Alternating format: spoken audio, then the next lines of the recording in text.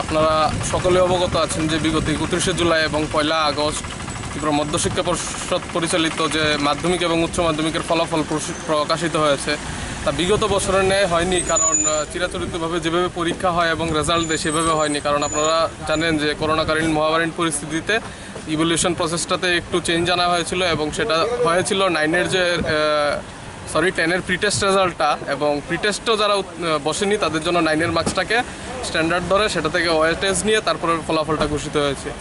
বিগত বছরে দেখা গিয়েছিল যেখানে 69% উত্তীর্ণ হয়েছিল পরবর্তী শ্রেণীতে মাধ্যমিকের ক্ষেত্রে, এই বছর সেটা 81%-এর মতো আছে। তারপরে অনেক ছাত্রছাত্রী যেহেতু তারা পরীক্ষায় বসতে পারেনি, তাদের অনেক অভাব অভিযোগ রয়ে গেছে। তো সেই নিয়ে আমরা একটা যেন পর্ষদের জন্য যারা উত্তীর্ণ হতে পারেনি কিংবা যারা ফলাফলে খুশি নয় তাদের জন্য একটা যেন পর্ষদ সদর্থক ভূমিকা নেয়, তার জন্য আমরা মাননীয় শিক্ষামন্ত্রীর সঙ্গে আগেও দেখা করেছি, আমাদের বিষয়গুলি বিস্তারিত আকারে ধরেছি।